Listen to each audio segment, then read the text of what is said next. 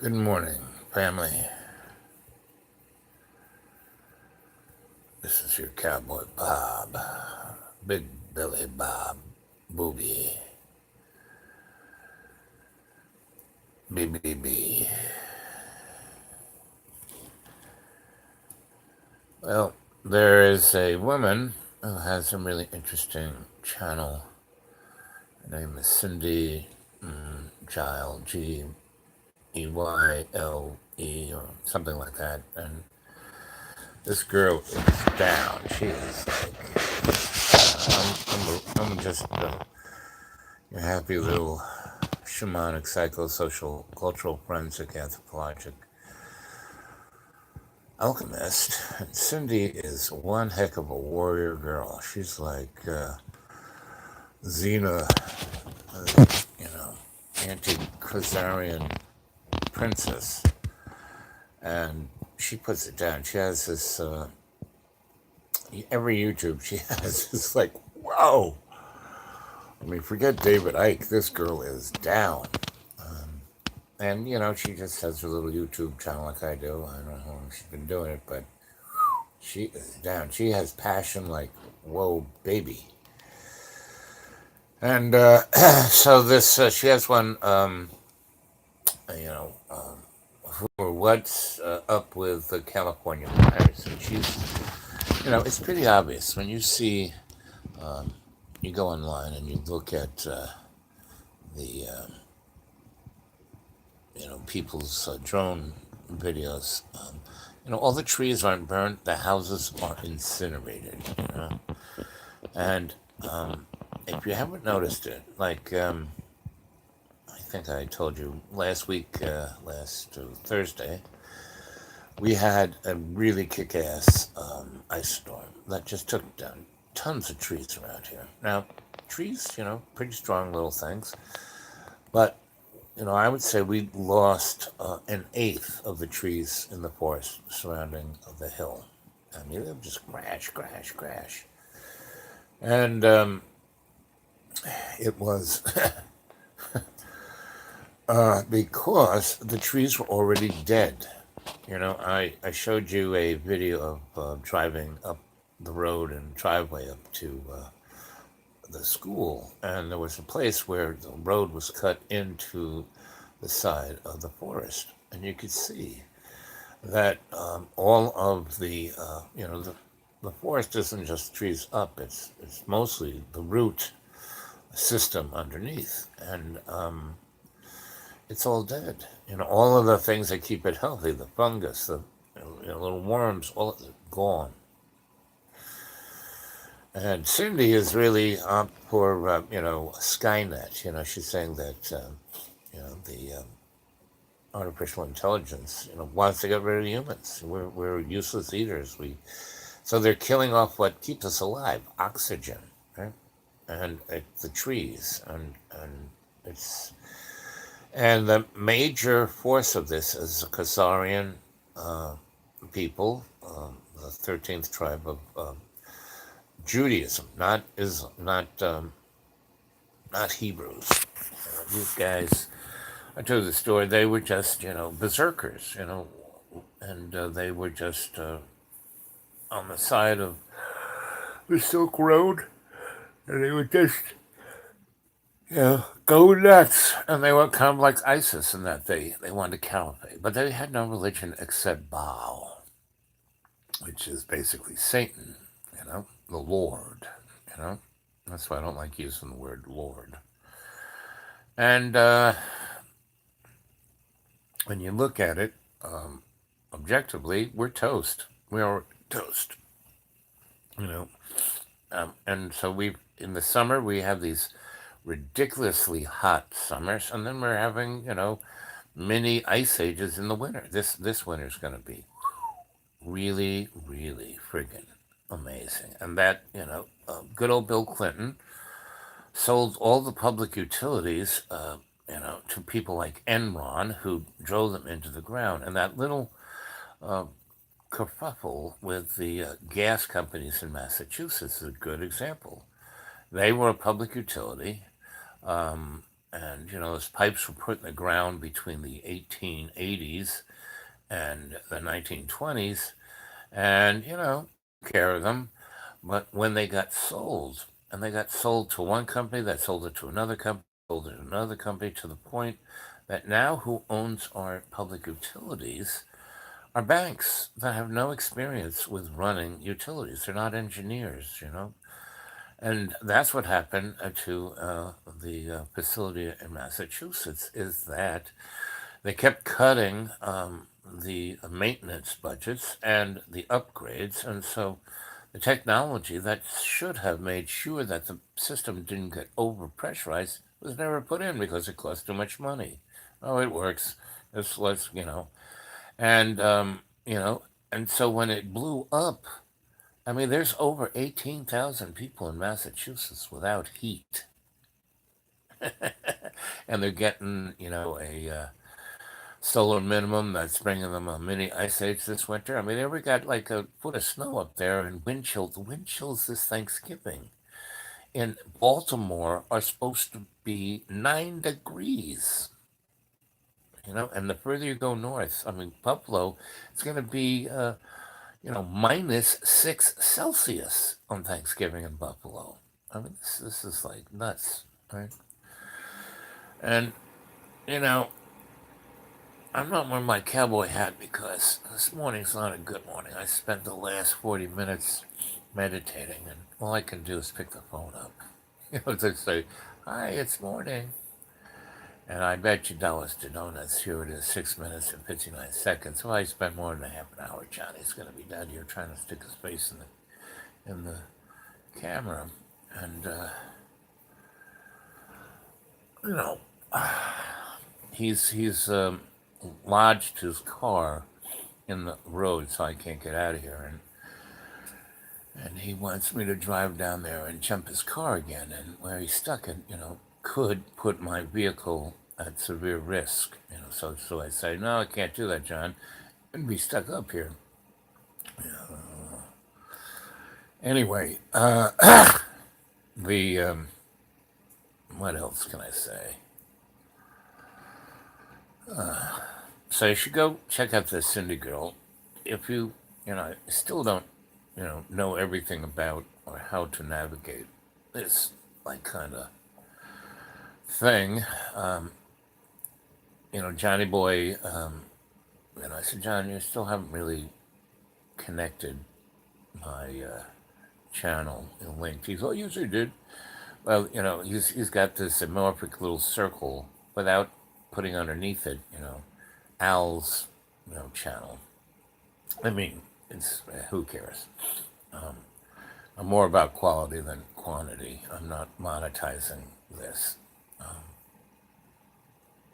thing. It'd be nice to make a little cash, but what can I expect? John represents again the basic moral structure of our present society. And how can you expect not to see a guy like Donald Trump as our president, and not expect to see him? Well, these guys, they whacked the guy, it's no big deal. Hey, it's no big deal. And, they're coming after you too, And, so Putin and Donnie and oh, the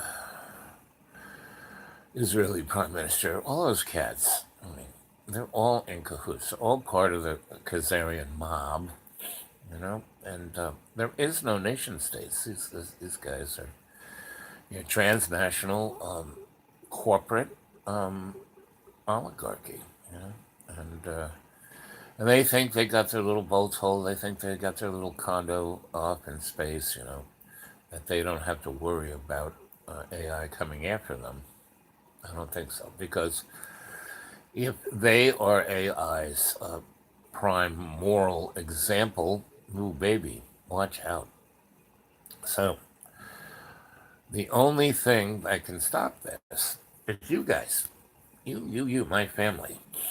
And the only thing we can do is lead by example with love's co-creation and prayer. We got to start praying. And that's what meditation is. I keep telling you guys, you got to meditate.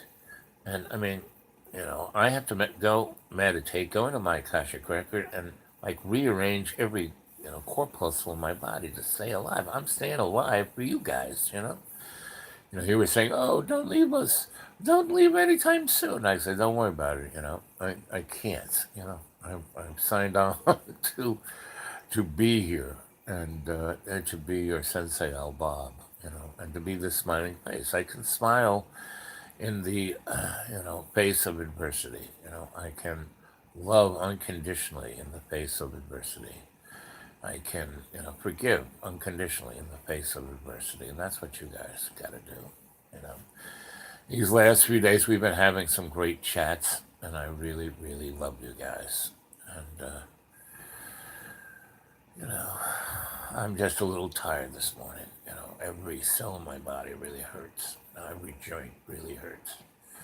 My shoulder blades and my wrist and my fingers, I can feel every light fixture I put up over my head in the last 50 years. Anyway, so um, I got, go check out the Cindy Girl. And if you can go to my channel and look at the videos and look at the things I've looked at, she's up there so you can see it. I listen to the news, um, MSNBC, CNN, Fox, and they're all the same. They're all the same crap. I mean, they're all going on about Donnie. Donnie's the distraction. Donnie is what's his name? You know, Johnny John Don. You know, it's the same thing. You know, mindless distraction. Last night's video was a perfect example of that. If you want to see the psychotrami of our present political state, just watch the video last night. And Intel, which is owned mostly by the Rothschilds, who are Khazarian mob, uh, you know, initiators. Um, they own Israel.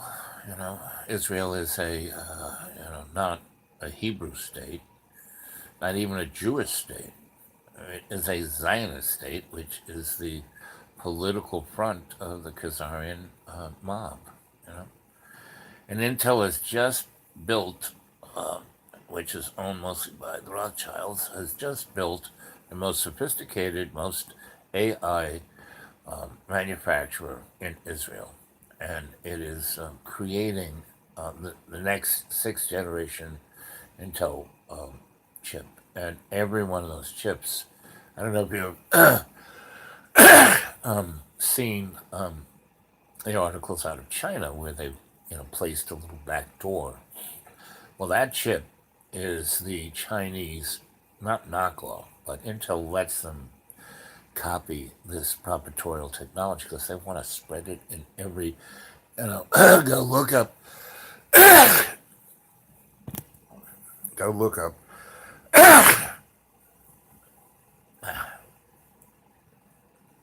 go look up smart cities and the Internet of Things. And the new, fastly approaching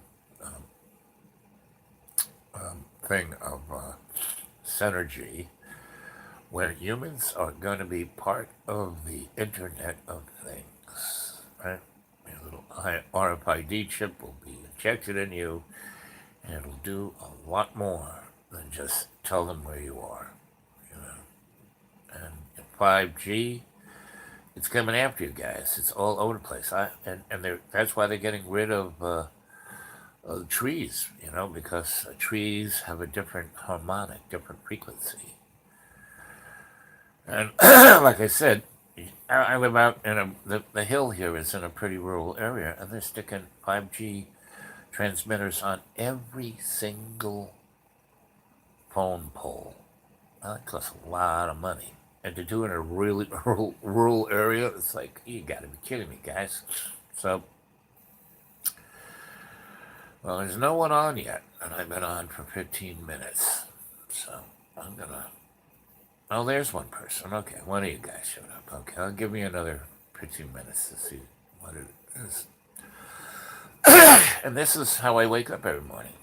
My lungs are full of phlegm, and I take plenty of probiotics. I take plenty of vitamin C. I like chew maybe 20,000 milligrams to 100,000 milligrams at 500 milligrams a day. I take,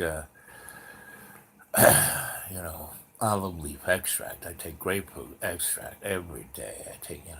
I take carbon 60, which is really good stuff. This is what keeps me alive. I'd be friggin' dead, right? And a number of you send me these things, which is really great. You guys send me all kinds of concoctions and cards, and I really, I feel like my grandma. And I used to do that to my grandma. I always bring her cards and flowers, and I feel I'm like your, not just your Sensei Al Bob. I'm like your grandma. And who are the grandmas? The grandmas are the most responsible person in the room. And you know what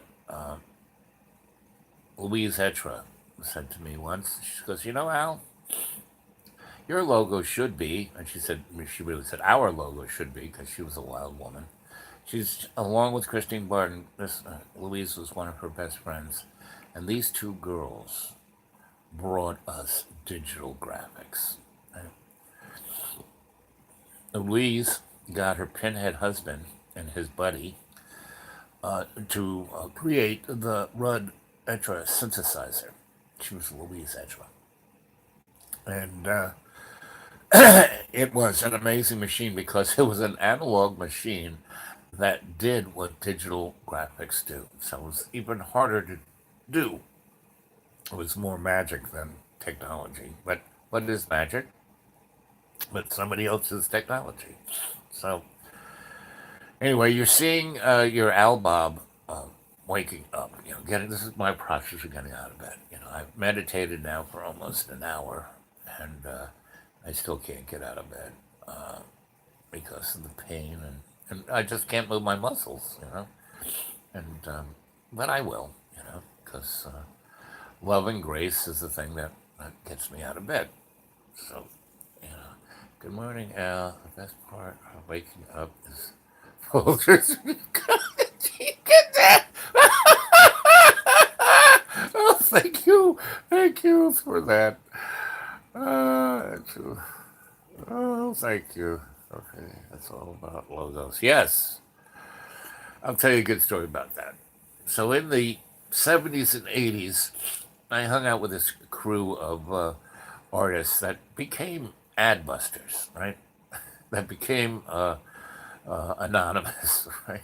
So I was like in one of the beginning crews of that, and back in the day, I worked for Xerox, so I had unlimited amounts because I was fixing machines, really super, not just your average thing. So I could like, oh, this is a test. So I'd run off 7,000 copies of whatever I wanted, and I could fix those machines by just touching them, right?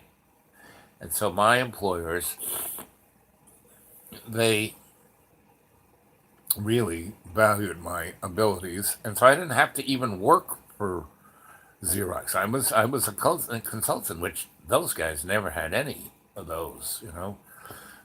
So I just came in, and basically they loved what I could do for them, but they couldn't stand me because I didn't wear the black pants, the white shirt, and the black tie, and I didn't have a crew cut. I had like hair to my ass, and came in with a Hawaiian shirt and lime green shorts and cowboy hat and mirrored sunglasses, and I rode a motorcycle. It's like, well, but I could do things to their machines that they couldn't do, so they just kind of, okay, just he's not here that much, so and when he is, it's not here for long, so he's like, we have to just think of him as, you know, um, who's the cowboy with the mask, long silver, anyway.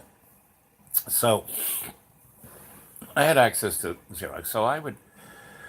I've shown you books of my art world in New York in the 70s and 80s, and if you go back and look at them, there's a number, and I go, and this is my art, and it's all Xerox art, right? and it's a collage. And I would just collage the heck out of every flat surface in Wall Street, you know? And I had a friend of mine who was a really great artist, and he would do these images of like you know JFK getting his head blown apart, and then having LBJ fuck his the hole in his head. And we found these big rolls of masking tape, and we used to put them up on windows, and because it was amazing the stuff that got thrown away. We'd find shit like this, and oh, look at this, we can make some out of it. So we put that up there, and then he would have a stencil of whatever political art he was doing at the time, and he would, put that stencil up there, and then he cut out the negative part of the stencil, and then he would peel it away, and then we would smudge fluoric acid and baking soda onto the glass, right? And we just leave it. We'd walk away, and that would take us all of you know 5 minutes, right? And we walk away, and we'd leave this big, gigantic schmooze on Wall Street gleaming tower front windows, and we'd walk away. And Wall Street at the time, there was nobody downtown. After 6 o'clock, people were gone, and and then the next, and we do it on a Friday night, so that shit would stay on there Saturday, Sunday, and Monday they come in. So what's that? Clean that off the window. So they'd have the janitor come in, and he would pretty easy to get that shit off. Just some hot water, soap, and a scraper razor, and in 5 minutes you clean that window off. But that fluoric acid baking soda would etch the glass, and would have to pick the image of Jack Kennedy getting his brains blown out and being fucked by LBJ or Nelson Rockefeller or George Bush or any of the usual suspects, Mr. Rothschild, whoever, right? And so we do things like that. And we would sneak into the subways. And the subways in New York aren't tunnels per se. They make a big trench, put steel, put concrete on it, and then the road on top of that, and that's the subways. The IRT, all the different lines were built that way, right? And so they're all the train goes down the tracks. The tunnel is darker than dark, and every 20 feet there's a steel girder holding up the road above. So we would go in there, and we would take zip ties. We found these zip ties that are used to put big ducts together, and we would take a piece of plywood, and you know how you do a flip animation, blip blip blip blip blip, right? So we would have you know 60 or so of these, and we would zip tie them and they were like animations of the Zapruder film, or animations of you know U.S. mercenaries killing children, or you know uh, you know uh, people in this America getting lynched, things like that. So the subway zings down the tracks at like 50, 60 miles an hour, and the tunnel is blacker than black, but the subway cars are lit up with a super bright fluorescent light that numbs out people's minds, so they'll take anything. And all they had to do is look out the window and watch this animation of these horrific things, and they'd be gone. It was like they'd have like all of like you know they'd be if they were looking out the window, they would capture a 5 second animation of this stuff, and we were just constantly saying, "This is what's being done to you," right? And so we did stuff like that, and this was the '70s, It wasn't the '60s, so the cops really weren't all uptight. It's the latter '70s. It was disco, you know, and so we did stuff like that, and that was the beginning of Adbusters, which then became, you know, anonymous, and brought you Occupy. And these were all really great things, and they were loads of fun. That's why I did it. It was loads of fun, and we were getting a message across. You know, in what I always said, the only way you could fight this monster was through humor, fun, and art, because those are the only things that cut straight to the heart. You know, as the only ones that show real truth. So let's see. I'm gonna get up. Oh, my mom used to do this all the time. I have, you know, kids. Look at what your parents are. That's what you're gonna be, at least physically. Oh, I'm getting up. Oh, I'm gravitationally challenged. Okay, I had to get up because I would have drowned in my phlegm talking to you guys lying down. Can't do that. Okay, let's see what you're saying. Good morning. Best part. Hey, I gotta go get my coffee cup. Under graffiti. Yep. You know, the other great thing was all our Hispanic brothers would break into the subway parking lots in Queens and do these amazing tagging whole freaking subway cars. I mean, not cars, but the whole train. They were like rolling art. It was beautiful. And they would give those poor Hispanic kids, you know, they caught them, you know, 5 years in jail for being a freaking artist, you know. It just.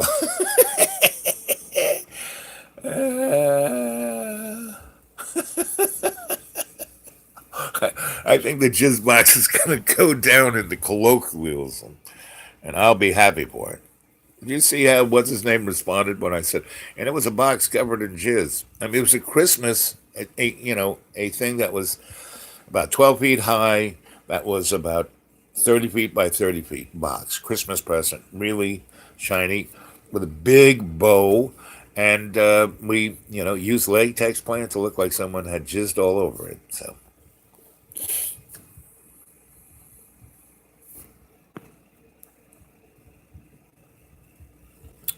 Yes, that was the other interesting thing. Yet, humor is our best weapon. Oh, Lord have mercy. So, who's here? Esoteric Dragon, good to see you. Regan, hey, Regan.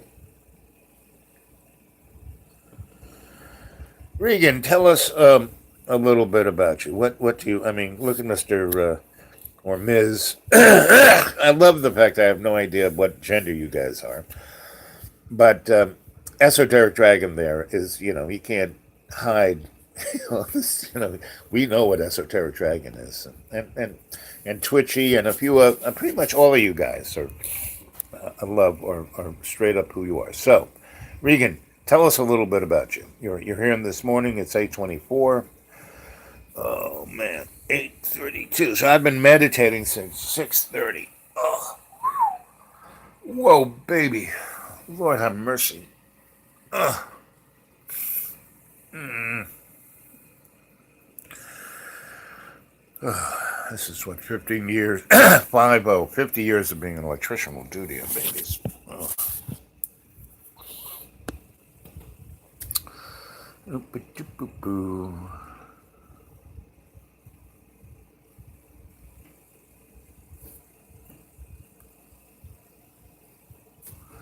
Well, you know, they were really great. I used to teach, right? And I remember I was doing a sociology class. I was like the substitute teacher. Al, you think you can teach this? Sure, I can teach anything. You know, so. I was there for research, but they would say, "Can you do this?" I said, "Sure." And that's another reason why, you know, I could get along in a university, even though I annoyed scholastics out of their minds, because you know none of them would want to be a substitute teacher, you know, who could just jump into a curriculum and do a better job than whoever was there before me. Anyway, yeah, as long as they pay me like $100 a class, I yeah, sure I'll do it. And the fact that the first day, they've been there for a few weeks, and I say, okay, kids, I'm your new substitute teacher. Your other one, committed suicide or got hit by a bus, or you know, you know, you know, a long lineage of what happened. I mean, scholastics are not happy kids. They really off themselves pretty, in a slow way by alcohol and drugs. Quick way stepping in front of a bus. Oh man, Cornell's like the suicide capital of universities. They have this big gorge that goes right through it, right? And the engineering school, you know, built all these bridges across it. Learning how to build bridges, and and I've never seen a school that was more grind oriented. Maybe Virginia Tech. Those people are robots. You want to see what a robot world's going to look like? Go to Virginia Tech. Everything is this blue gray granite that just sucks life out. So Cornell, whenever they in midterms or finals, they had about 20 people commit suicide, and so they had to put concertina wire along the bridges so people wouldn't just, whoop, right off the bridge, right? And so whenever midterms and finals were, you know, there'd be barbed wire everywhere, and it was like Stalag 13. The lights. They had towers with lights. Hey, there's a runner. He's going for. People would just dive into this big gorge, right, and this big rushing water, and that's one of the beautiful things of Ithaca, is that there are waterfalls and pools. And I had a house downtown that was like stuck right over, and all I could hear is the rushing water, and right outside my bedroom window was a frigging waterfall. So man, it was like giving me oxygen like you couldn't believe. And I had a patio that kind of went down to where the waterfall went into a gorge that you could go swimming. So you could jump off the patio and it had steps up and then jump in. I mean, I had some great parties. And when it would get nippy, even though that water's pretty cold in the fall, you could go swimming at night. I'd have a big fire pit by where you came out of the water, and the air would be colder than the water. And so I had these great skinny dipping parties, which was always a big. It was right in the middle of the city of Ithaca, so it was always a great. I'm a party shop. That's why I want you guys to come visit, because I'm a party guy. I'll show you a good time. I mean, if you were to come here at the school, it'd be great to have more people in here than just me and John. And if you were just visitors, like I tell John, I'm not your roommate. I'm a visitor, because he's going to throw me out sometime. I mean, I don't think he's going to do it this winter, because he's gotten certain realizations that he wants to be a human being, and so again, he's my friend. Even though he's thrown me under the bus, umpteen times. Um, I'm there for that kid, like I'm there for you guys. Good day, sir. Getting into electricity as a career. It's a great career. It is a great career because, you know, it's not that physically demanding. Like plumbers, carpenters, I mean, you think I'm beat up from doing it for 50 years. Um, those guys are weird. And they have to self medicate ridiculously. All I do is meditate. But electricity is a great thing because it's not that easy, not that tough. It's like tying your shoelaces. And, just go to Lowe's or any of those stores and they have a book in there, how to wire a house. And that book will be more than you need to know how to do 80%. Now, I know how to do starters and transformers, and I mean, that's high end stuff. But the other good thing about electricity is that everybody's scared of it. Nobody wants to mess with it. When I was a union electrician and we'd be working on a thing, if some carpenter pulled out his own extension cord and plugged in his saw, the hard case guys would go and cut his extension cord up. Say, by our union rules, you can't use electricity unless we give it to you. And then they'd be mean to them and extort money out of them. I never did that. I was always, I'm here to serve, right? So yes, Esoteric Dragon, go for it. Like I said, go buy yourself a book at Lowe's about electricity, and that's more than you need to know. Now you can do, fixing things, putting in circuits, all that kind of stuff. Where you need to be licensed is, you know, um, when you're putting in a service, because the utility company wants to see the paperwork. If you need to put in a meter, so that's what you need. You first go get yourself a book at Lowe's, and you start, fixing lamps and and stuff like that. Troubleshooting. Why I was really paid really well. I was a great troubleshooter. That's a little more difficult. If you start off new and you put in the stuff, well, you know what you did. But if some Yahoo, like my my boss, Mike Stahl, the son of my mentor, Grandpa Stahl, he was about 70. He was still young and vibrant, and he was like moving and shaking and always working and always going up on ladders. I said, Mike, let me do that. Oh no, no, I'm fine. And we're in a in a loft building that used to be a factory building. And he opens up. We're doing some demo, and there's all this conduit on the ceiling. And I say, Mike, I should really, because this doesn't go to a panel in this space. This is coming from someplace else. We should really, let me go up there. I got it, I got it. And he's up there on a ladder. And right, I had my little wiggy, seeing what voltage it was. He'd go like this, right? Well, he took the wire nuts off. He went like this. Now, when you do this, the electricity is just going through those two fingers, not going through your whole body. Well, we know that he was leaning against a wall that was metal that was grounded. So he did this and it shot, and it was, instead of 110 or even 220, it was 440.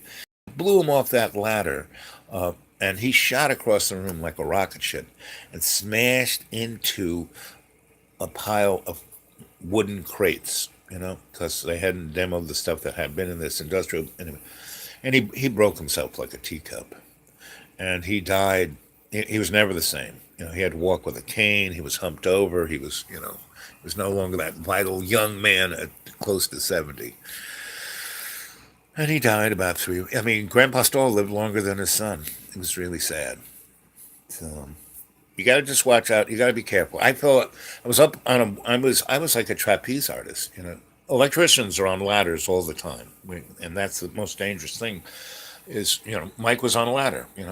So he died slowly from being on a ladder. But so one of the reasons why my ankles are as fucked up as they are is I would go way, because I worked in theaters and they had these A-frames then with a mast on it, and I would go up 50 feet and hang off the side, and I'd stand on the top, and I would have to jiggle and keep my balance on the top because I was like at the top, right? So anyway, a number of times, not because of me, but because of some moron, would basically like a moron. I won't say what trade, but they would come by and have something in their arm. They turn and smash into the ladder. And this one time, I was working on high, maybe 20 feet off the ground, and this guy hits the ladder, and I go flying through the air. And this is another loft building, industrial building they're turning into lofts for yuppies. And they have taken all the windows out, right? And it's kind of a summertime. And we're on the third floor. And I fly across this loft, and I go straight out the window that's not there, right? Out the hole, right? Woo! Right? And I'm flying through the air, and I'm flying down so low. I mean, so, there's enough time for most of the people on that floor to walk over the window and see how I'm going to die. Am I going to hit, because we're close to a highway, will my trajectory take me out and I will get hit by a bus as I'm flying through the air? Or will I just hit, the crumbly, cracked ground? Or will there's two dumpsters down there. One's full of cinder blocks, and the other is full of insulation, fiberglass insulation that has been taken out because it was kind of rotting and put into garbage bags. And this whole thing is full of garbage bags that are full of, rotting fiberglass insulation. Now, if the moron had hit me, if he had turned the other way as I flew out the window, I would have gone into the dumpster full of cinder blocks, and that would have been it for me. I just would have been a bloody pulp down there. But he hit me the other way, and I flew through the open window and landed in the dumpster of rotting fiberglass insulation. And they were all in garbage bags that were tied, so it was like mostly full of air. So poof, right? And I missed hitting the side of the 30-yard container by, I don't know, 12 less than a foot, just right. And again, God didn't, because that was one thing I wasn't going to come back. If I had gone either into the ground, the highway, or the dumpster with cinder blocks, that would have been it. Your fun-loving Sensei Al Bob would not be here, right? But I landed, bing, bing, bing, bing. You got the golden ring, kid. You're supposed to keep living. And after that little experience, and not really, because I was like, 19, full of, I'm indestructible. Ah, I'm Superman. Well, when I started working for the union, man, you work for the union. I was working on the World Trade Center. And I was doing a job that no one else could do. So the union and my boss was paying me by the piece. I got my hourly thing, but I was like bending this 4 and 6 inch galvanized steel pipe on this thing called the Greenlee 360, which was a bed with these little knobs in it that you put the pipe in, and you set these little dials, and it would bend it. So we could like put a 45 and a 90 and do and all right. Whereas you tried to do it with just a hickey, forget about it. And each one of those sticks, even in 19 whatever that was, 70 or 69 or whatever the year that was that I was working at the World Trade Center, building it, and I was in, I was putting all the pipe in the floors. Those floors were 4 foot thick of steel with 8 beds of rebar that was this thick. And then they had aircraft cable the size that they hold up suspension bridges. So no, those airplanes did not take those buildings down. But anyway, so I was bending this pipe, and every stick, even in those days, a 4 inch piece of galvanized cost $100. 6 inch piece of galvanized cost $300. So if you don't get it right the first time, you can't just keep throwing. A lot of guys would bend pipe and not get it right, and they just throw the pipe away. It's like half-inch EMT. What is that? 90 cents? Not a big deal. $300. So anyway, I got this job. So that's how I became, at 19, a union rep. And plus, nobody else wanted to do the job. So I said, yeah, sure. Find out about unions, what they're really about. I'd be in the back room, And the fact that I was in the back room and I was Grandpa Stoll's, boy, that had a lot of street cred right there in the union, because he started the fucking union. Him and whatever that other guy's name was. And so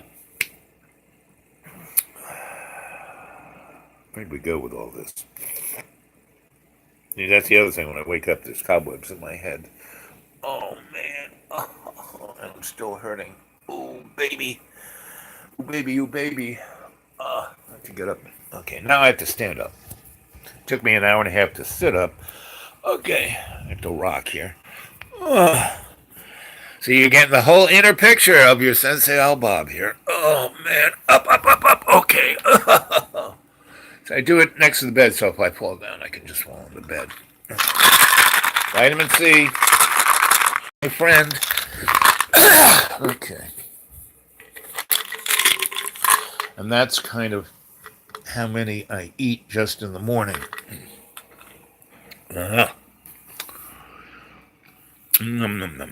So, let's see. Yeah, I like those glasses. Dollar Tree,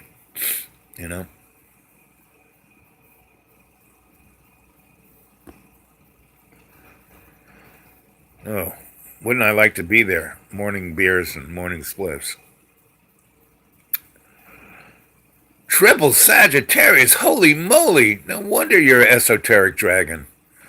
You are Mr. Neuron. Sagittarius are some of the most empathetic creatures on the planet, and you're a triple. You're feeling everything. And you guys are party animals.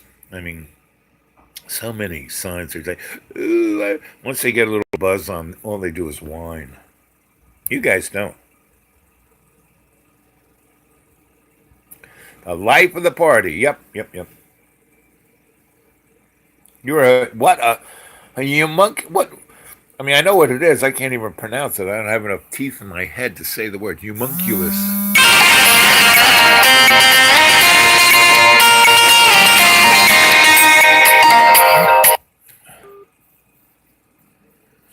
And guess who that was? What's his name? Boo, boo, boo, boo. Meditation is my meditation. My name is mine.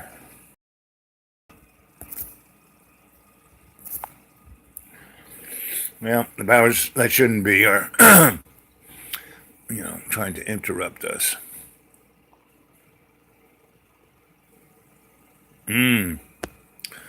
You are buddy buddy. See, we got to get together and party. We really do. Right? Do you guys play music? Do you drum? I'm a big drummer. Not like, John kind of drumming, but, drum to dance to, like a conga or timpani or, sand drum.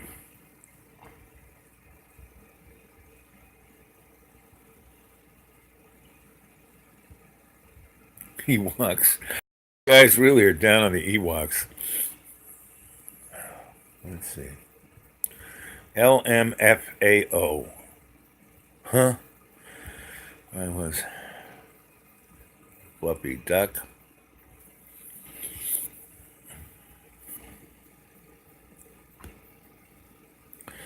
Yep, Tesla's our man.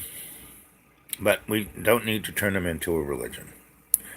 There's a thing called the hidden interview of Nikola Tesla, or the Tesla interview that they don't want you to see. It was done in the 1890s or so. Go to you want to know about Tesla because he was a pretty a guy who didn't show his feelings to the public anyway.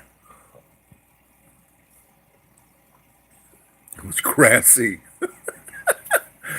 My Fluffy.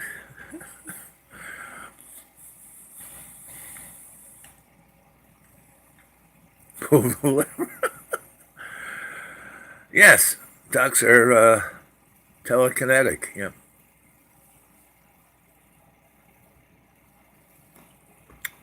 Good old South Pacific. You're where the toilets go in the other direction. Where you at, buddy?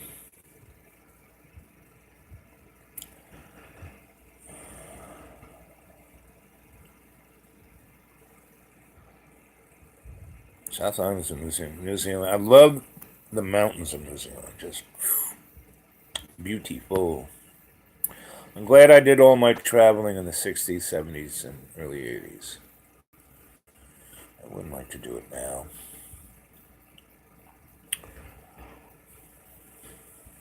Cambridge, that's a nice place. Canada is a beautiful place. It's just anything above Ithaca, New York is just too cold for me. I mean, even Virginia is getting too cold for me.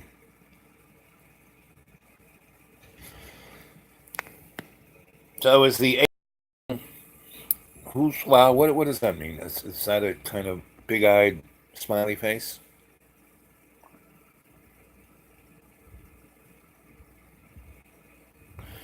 Yes, I need two Swedish ones for Bob. Yep, yep. See, that's the thing. Not to overindulge. You can indulge, but not. I mean, look at me. I took 10 years of hedonism, and it was more than indulgent. You play everything. Everything is good. I mean, I can play everything, but I can play, a dance circle drum pretty good. I can carry a beat. But I used to work in a recording studio. I kept it running. I was Mr. Ground. Right? Whenever there was a buzz, I could get rid of it. And so I'd be there and hang out with the rich and famous and well buzzed. And whenever I remember a number of records, they needed just another hand. They said, okay, Al, like I was really good on the electric piano because there's no like, you just hit that note, there's no resistance, just ding, ding, ding. So they would say, okay, just play this two chords, just like it was a drum. Because, piano is kind of like a drum. Bing, bing, bing, bing, bing. So I could do that. And I used to play clarinet, but the reed, I have these weird lips. They just don't like that. I love the clarinet, but I just couldn't stand the reed.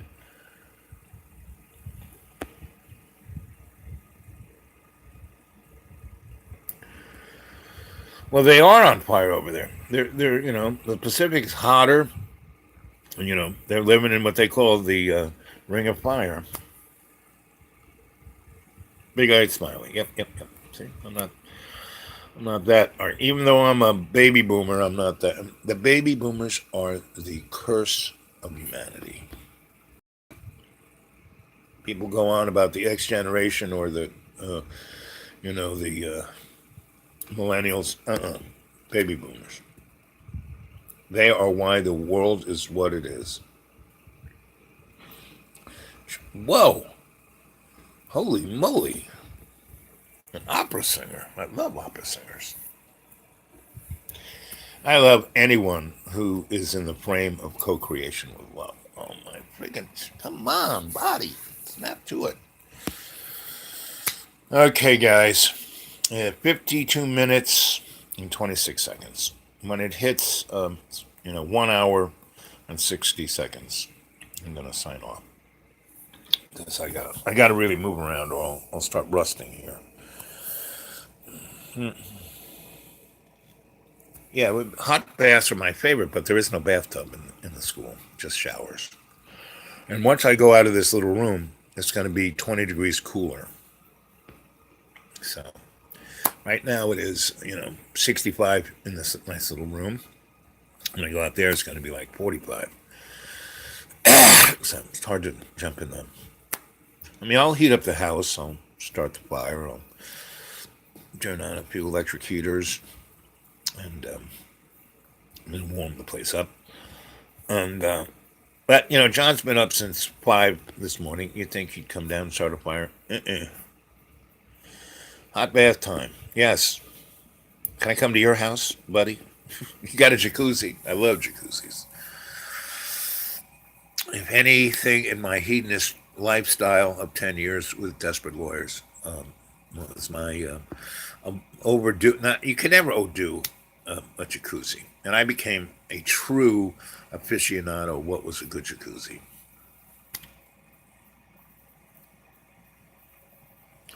I love you, buddy. Sweet dreams. I will when I next go in state. I will try and dream you and visit you in dream time.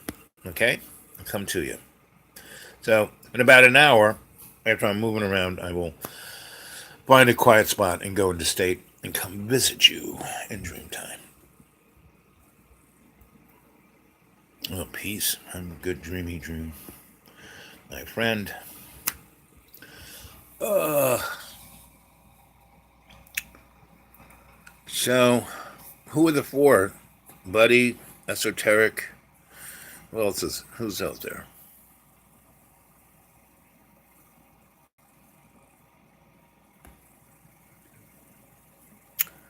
Boo boo boo boo boo boo boo boo boo boo boo boo boo boo boo boo boo boo. So, what did you guys think of last night? Both of the. We had a great chat both times. You know, are we not human? And what'd you think of that? Okay, Buddy dropped off. It's 55:09. Maybe I'll say goodnight at 56:56. There's three people there. So, okay, I'm going to jump off at 56:56 so we can either go to sleep or get our days moving, or in my case, stop rusting. Oh, man. I got to go visit my chiropractor. 55:36. Oh, Marshall, how you doing, bud? You're always cutting bananas. I wonder what that really means. You cheeky monkey, you. There's 55:55, but I'm waiting until 56:56. So we'll see what happens tonight if John does what he did last night. I don't know. There's 56 and 11 seconds, right? Cracker Spaniel. Yeah, that's what's his name. New code name is Cracker Spaniel. Yep. Cracker Spaniel. Cracker Spaniel. Yes, I like that. Cracker Spaniel. I'm like George W. I'll give everyone a nickname. But you guys are already giving yourself nicknames, so it's not that hard. I love you guys and gals and every other, type of whatever you are. You homunculus, whatever that was. 56:49, 56:51, 56:55. There we go. See you guys. Love you. Catch you tonight.